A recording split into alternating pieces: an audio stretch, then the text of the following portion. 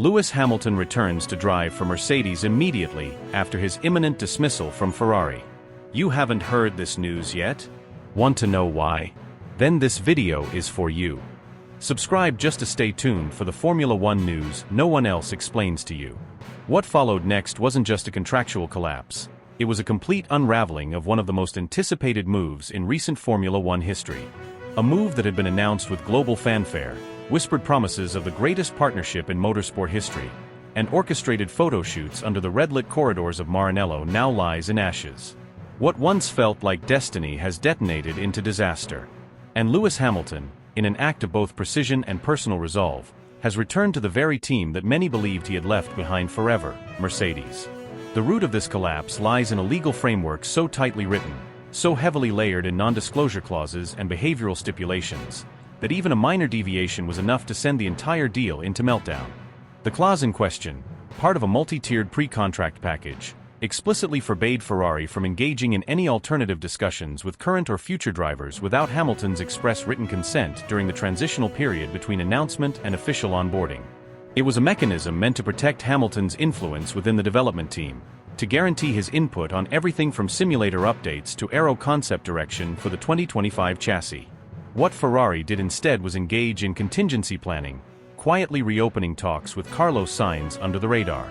The exact messages obtained by Hamilton's legal team have not been made public, but multiple sources with knowledge of the situation confirmed they included internal Ferrari emails between senior personnel and Sainz's representatives, referring to Hamilton's onboarding as potentially delayed and discussing bridge-year alternatives. That phrase alone, bridge-year alternatives, was enough for Hamilton's lawyers to act. The moment the breach was confirmed, Hamilton's management executed the escape clause. There was no warning, no renegotiation, no second chance. Frederic Vasseur's reaction was one of stunned disbelief. He had reportedly assumed that any contingency language would be overlooked or internally handled. He was wrong. In Miami, inside a hastily arranged conference room adjacent to the Paddock Club, he met Hamilton face-to-face for the first time since the breach. Hamilton arrived not with a racing cap and a smile, but flanked by his legal advisor, a representative from his longtime agency, and a third party rumored to be an observer from Liberty Media, who had been monitoring the unfolding situation closely. According to a witness present in the adjacent room, you could feel the oxygen leave the building when Lewis walked in. The meeting lasted just under 40 minutes. There were no raised voices, no dramatic exits, just a cold surgical dismantling of what had once been a dream collaboration. Vasseur attempted to smooth things over, suggesting that the discussions with Sainz had been exploratory and non-binding. Hamilton reportedly didn't even respond to those claims directly. Instead, his lawyers presented the documented breach and walked out, leaving Vasseur to stare at the void they had created. Moments later, the call was made to Mercedes. What happened next was a masterclass in execution. Mercedes, who had already begun preparing for life without Hamilton, moved instantly. Toto Wolff was reportedly on the phone within 10 minutes of the Ferrari collapse. A private jet was dispatched from Stuttgart to Miami. Hamilton was on it by nightfall. By the time most teams were packing up their garages on Sunday evening, Hamilton had already spent 2 hours in a closed-door debrief with Mercedes' senior engineering team. No press, no PR statements, just business. Word spread quickly in the paddock. Mechanics and engineers who had worked with Hamilton during his original Mercedes era were seen openly emotional in the garage. It was like watching a ghost walk back in, said one team member. Except this time, he wasn't here to say goodbye. He was back to take over. Sponsors, already jittery from recent controversies and Ferrari's internal chaos, immediately responded. IWC, Tommy Hilfiger, and Bose issued internal directives to pivot back toward Mercedes branding in all upcoming Hamilton-related campaigns. Petronas, Mercedes' title sponsor, reportedly released additional funds to fast-track promotional material featuring Hamilton's unexpected return. One executive was quoted off the record saying, "This is the best kind of chaos." Meanwhile, the internal response at Ferrari was pure crisis mode. Mechanics reportedly found out about the collapse via media leaks, not team briefings. Sainz, caught in the emotional whiplash of being dropped, then maybe reinstated, then possibly dropped again, was said to be furious but composed. Charles Leclerc, whose contract extension had been carefully structured to coexist with Hamilton's arrival, is now at the center of a vortex of confusion, with no clear teammate, no confirmed 2025 lineup, and a leadership vacuum that could destabilize Maranello for the foreseeable future. As the world caught wind of the news, speculation exploded. F1 Twitter turned into a frenzy of memes, conspiracy theories, and shock. The hashtag Lewis returns hit #1 globally within 90 minutes. In London, a group of fans spontaneously gathered outside Mercedes-Benz World waving flags. In Milan, Ferrari's headquarters reportedly received dozens of fan emails demanding explanations. And in Miami, the press scrambled to catch up with a story that had already rewritten itself before they could file their original copy. Drivers across the grid offered their own reactions.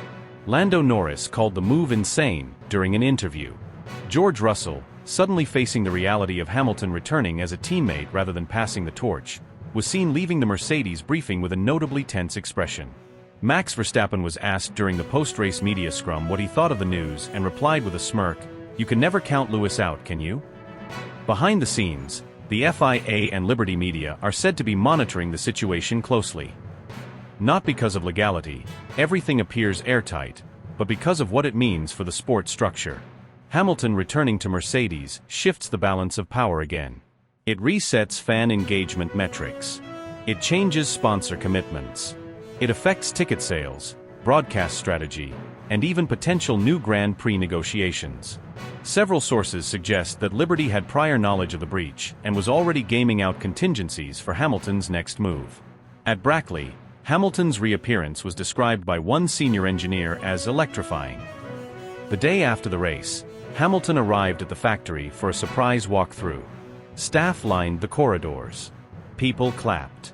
Some cried. It wasn't just nostalgia, it was a rallying cry. Hamilton didn't speak much. But as he passed through the simulator wing, he reportedly turned to one of the new engineers and said, "Let's finish what we started." And now, the sport waits. Waits for Ferrari to respond. Waits to see how the other teams reshuffle in the aftermath. Waits to find out what this all means for 2026 and beyond. But one thing is crystal clear, Lewis Hamilton is not just back, he's back with a mission. And this time, it's not about proving he's still great. It's about proving they were wrong to ever doubt him. In a dimly lit private conference room deep within Ferrari's hospitality unit, soundproofed from the chaos outside and stripped of the ceremonial fanfare typical of Formula One negotiations, the mood was icy tense, and far removed from the idealistic tone that had accompanied the original contract signing just months earlier. On one side of the polished glass table sat Lewis Hamilton, arms crossed, expression unreadable but simmering with controlled fury. Across from him, Frederick Vasseur leaned forward, his palms open in an attempt at vulnerability, searching for words that could put out a fire that had already consumed the room. The door was shut. No press. No advisors. Just two men and the crackling tension of betrayal. "Lewis, this is a misunderstanding," Vasseur began, his voice calm but strained.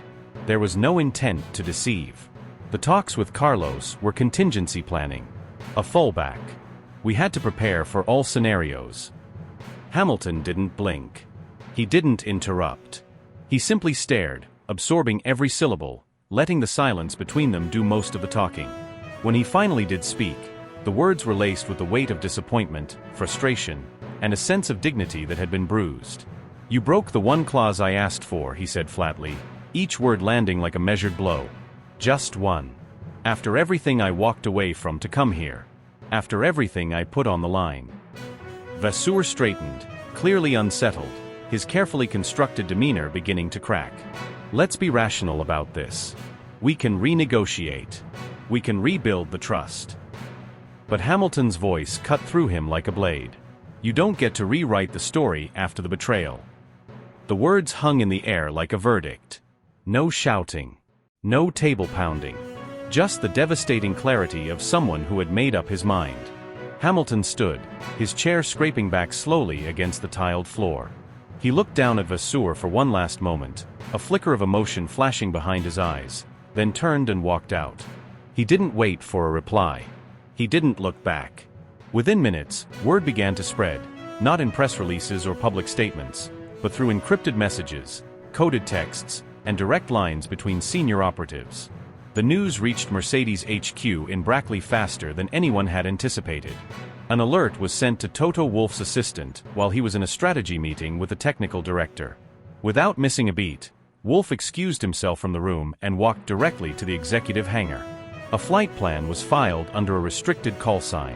Hours later, Wolff was on a private jet bound for Miami, not just with legal counsel, but with a fire in his chest that hadn't burned this hot since Abu Dhabi 2021. The meeting between Wolff and Hamilton was not arranged through managers or intermediaries. No media handlers were involved. It was organized via a single text message, short and direct. "If you're done with them, you know where I am." They met in a secured suite on the top floor of a high-rise hotel overlooking Biscayne Bay, far from the paddock, the fans, and the politics. Hamilton arrived first. He didn't pace. He didn't rehearse. He waited. Wolff entered 5 minutes later, and for a moment, neither spoke. Then, with a breath that carried both history and hope, Wolff broke the silence. "I didn't think this would happen like this," he said, "not as a businessman, but as a friend. But if you're ready, I never closed the door." Hamilton nodded, his voice lower, less defensive now, stripped of ego. "Let's finish what we started. No politics. No broken promises. Just racing." Wolff smiled for the first time in days. "Then welcome home, champ." The reunion wasn't announced. It didn't need to be. The wheels behind the scenes were already turning with the force of a championship-winning engine. By the following morning, Mercedes issued a classified internal directive placing reserve driver Mick Schumacher on an immediate contract freeze. The performance division initiated a rapid reshuffling of personnel, shifting technical resources to prepare chassis W15-07, originally earmarked for development testing, for immediate deployment at the next race. A complete digital remapping of Hamilton's cockpit preferences was ordered. Engineers worked overnight adjusting seat moldings, control layouts, and telemetry integration to match the exact specs from Hamilton's previous tenure. Transport logistics were accelerated. Hamilton's race suit and helmet manufacturer received an urgent request to dispatch updated gear bearing Mercedes colors. A private simulator session was booked in Stuttgart under blackout conditions. Wolff personally called every department head, one by one, to inform them of the return, not as a symbolic gesture, but as a mission briefing. Within 36 hours of the meeting, Mercedes confirmed to the FIA that Hamilton would be racing in Imola. No elaborate press conference. No dramatic video trailer. Just a simple 3-line internal communication from the team's comms director. Driver lineup update.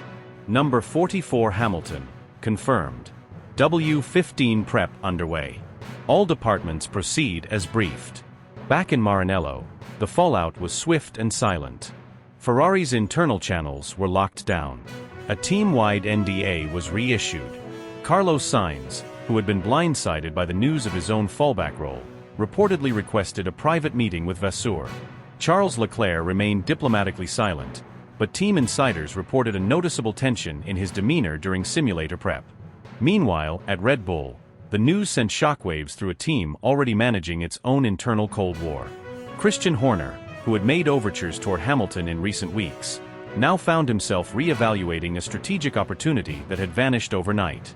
Helmut Marko, not known for subtlety, allegedly told a colleague, "We waited too long." The window closed. In Miami, the paddock buzzed with unconfirmed reports, rumors, and speculation. TV crews repositioned, broadcasters rewrote scripts, and fans who had barely recovered from the Ferrari implosion were now processing the seismic shock of Hamilton's return to the Silver Arrows. The message was clear, even if not spoken aloud: Hamilton was not done. Not retiring. Not fading. He wasn't chasing legacy anymore. He was reinforcing it, reclaiming it, rewriting it on his own terms. And for the first time in a long time, everyone knew the final chapters of his story would not be written in red, but in silver and black, with speed, with fury, and with absolutely nothing left to prove. Back inside Ferrari's walls, the mood has grown increasingly suffocating, not with panic, but with a strange blend of betrayal, confusion, and emotional fatigue. The Hamilton experiment, once hailed as a bold step toward a golden revival, had evaporated before ever becoming tangible. For Charles Leclerc, the psychological whiplash has been staggering. He had prepared not only for coexistence with the sport's most decorated figure, but had mentally reshaped his career arc around the arrival of someone he once idolized.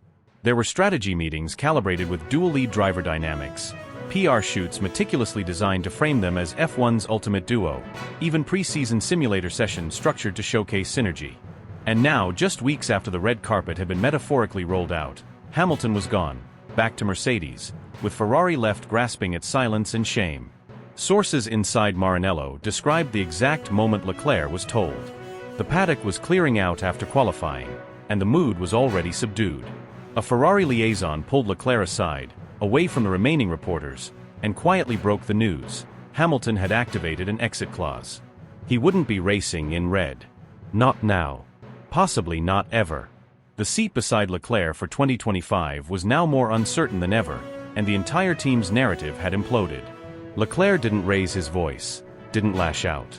He stood frozen for a long moment, then reportedly walked straight into the garage, where his race engineer awaited. The conversation that followed was captured in fragments, whispered and overheard by personnel in nearby bays. "They brought in a legend and lost him before he even got here," Leclerc muttered, voice low but laced with contempt. "What does that say about us?" His engineer, caught between honesty and protocol, replied carefully. "It says things need to change fast." Leclerc's reply, almost a growl, was chilling in its finality. "Or we'll keep losing people who matter." The remark landed like a dagger. And it wasn't just about Hamilton. Leclerc's words reflected something deeper, a growing belief that Ferrari, despite all its promise, lacked the cultural unity to evolve. Over the next 48 hours, a palpable shift could be felt. Leclerc skipped internal video reviews.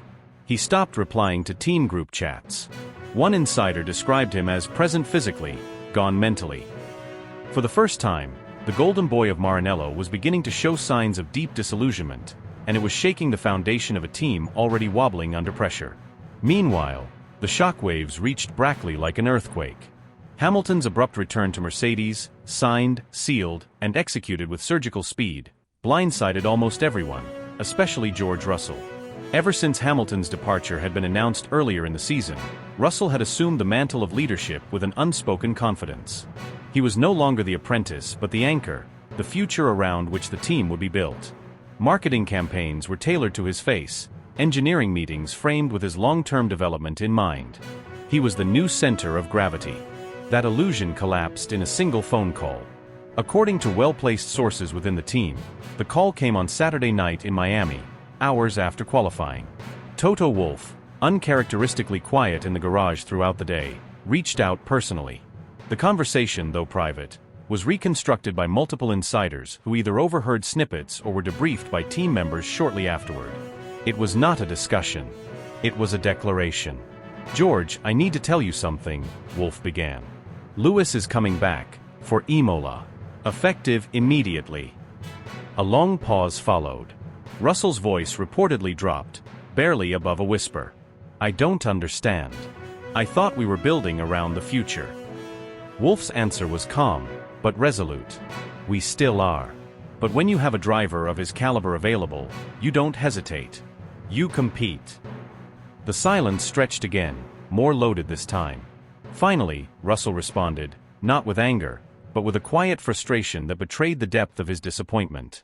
"So we go back to playing the balancing act? Two alphas." Wolff didn't flinch. "You don't need to step aside. You just need to rise higher." The dynamic between Russell and Hamilton had always been a careful balance of deference and ambition. When Hamilton left, Russell had been free to expand into the leadership role. With Hamilton's return, the balance would tilt again, and no one inside Mercedes knew whether it would lead to growth, implosion, or outright civil war. Engineers who once spoke freely to Russell now found themselves uncertain whether to share technical insights or hold them for Hamilton. Strategy chiefs who had just started fine-tuning plans around George's driving style were suddenly rewriting playbooks overnight. One senior figure in the Brackley technical department confessed, "It's like trying to retrofit a battleship while it's already in open water." Beyond the garages, the emotional toll was massive. Russell, outwardly composed, had begun working longer hours in the simulator, even canceling sponsor events and media appearances. He requested full telemetry access to Hamilton's historical data from his previous tenure. A subtle but unmistakable message. He wasn't going to yield. But neither was Hamilton. Inside Mercedes, the air grew thicker by the hour. The debriefing rooms were quieter, the tone of emails more clipped. The Brackley campus, usually abuzz with quiet confidence, now operated under a shroud of tension. Engineers described the return of Hamilton as a storm wrapped in calm. When he walked in, he didn't make announcements. He didn't issue ultimatums. But everyone noticed the difference in the room. His presence was gravitational. Every discussion orbited around it, even those he wasn't in. At Ferrari, Leclerc wasn't the only one reeling. The sponsors, particularly those who had invested in the Hamilton narrative, were furious. Millions had already been spent on joint branding assets, promotional shoots, and digital content that now sat unused. Internal documents referenced legal inquiries into breach of narrative damages. Ferrari's marketing department had scrambled to repivot its focus back to Leclerc, while privately questioning whether they still had a top-tier selling point in 2025. A few commercial partners began inquiring discreetly about Carlos Sainz's availability. Others asked whether the rumors about Lando Norris wanting out of McLaren were true. Behind the scenes, FIA officials watched all of it unfold with nervous curiosity. The instability across two of the grid's most high-profile teams threatened to destabilize the sport's carefully choreographed competitive balance. While no official investigation was launched, several senior figures began floating proposals for new contractual frameworks to prevent high-profile driver exits from imploding entire marketing cycles. The phrase post-announcement retraction clause began to circulate through legal briefings like wildfire. Back on track, the paddock buzzed with anticipation and anxiety. Everyone knew that the next time Russell and Hamilton shared a starting grid, it would be a psychological duel more than a racing one. And that Leclerc, robbed of the teammate who was supposed to push him toward greatness, might now channel that loss into something far more volatile. George Russell stands in the middle of the Brackley factory hallway, nodding politely to staff, smiling for cameras, shaking hands with marketing reps. But behind that smile, according to multiple sources embedded within the team, burns a deep, silent fury. A private storm. Because while the world celebrates the fairy tale return of Lewis Hamilton to Mercedes, Russell feels something far more complicated: betrayal, humiliation, and above all, invisibility. He spent years climbing the ranks, earning his seat, waiting for his time to lead the Silver Arrows into a new era. And just as that door finally began to creak open, it slammed shut in his face with a single name etched in chrome: Hamilton. It's not just about ego. It's about identity. Since arriving at Mercedes, Russell has played the long game, deferential when necessary, aggressive when allowed, careful never to step too far outside the shadows of the legend he was meant to succeed. But now, as Hamilton prepares for his unprecedented return, not years from now, not after retirement rumors fade, but immediately, the hierarchy has been rewritten. Russell is back in a supporting role, whether the press releases admit it or not. And he knows it. Privately, he has vented to his inner circle. According to one close friend, Russell feels blindsided by the speed and secrecy of the deal. He wasn't just out of the loop, he was misled. In recent briefings, he had been told that 2025 and beyond would be built around him. That the car would finally be tailored to his driving style. That he would be given the freedom to lead the team forward. Now, that dream has collapsed under the weight of Hamilton's shadow, and he is being asked to smile through it. Inside the garage, the unity that once defined Mercedes is fraying. Engineers are whispering. Strategy teams are splitting into quiet factions. Hamilton's return has revived loyalties that never truly left, reigniting old alliances while creating new tensions. Every meeting is more tense. Every decision is more politicized. What used to be clean, clinical collaboration has turned into a balancing act on a razor's edge. Two apex predators. One garage. And it's not just the drivers feeling the impact. Mercedes' PR team is in overdrive, scrambling to rewrite messaging that had been tailored around Russell's steady rise. Sponsors, some who had just launched multi-year campaigns centered on the young Brit, are now pulling artwork, re-editing video footage, canceling shoot days, and ordering emergency brand reviews. One global partner reportedly asked for full clarity on who would be the team's primary voice in global campaigns going forward. The answer, while unstated, is obvious. It's the 7-time world champion. Again.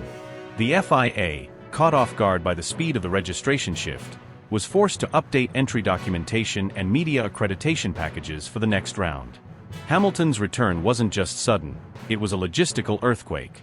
Entire media teams are being reshuffled. Broadcast graphics are being rebuilt. Journalists who had written Hamilton out of the 2024 storylines are now re-editing op-eds and burning midnight oil on last-minute feature packages. Newsrooms are describing the situation as a total scramble. And yet, amid the chaos, a date looms: Imola. It will not be just another Grand Prix. It will be Hamilton's homecoming, his rebirth, his defiance, his statement. Mercedes has confirmed a joint press conference. Hamilton and Toto Wolff will speak side by side. And the anticipation is volcanic. It will not be a normal media session. It will be theater. A declaration of war. Not just against the doubters, not just against Ferrari, but against the very idea that Hamilton's best years are behind him. Cameras will be everywhere. Fans will flood the circuit. Analysts will dissect every glance, every word, every breath. Because this is not 2013. This is not the beginning of a journey. This is a man who has done it all, returning with something left to prove. A man who once walked away, now storming back in with greater power, deeper scars, and a sharpened edge.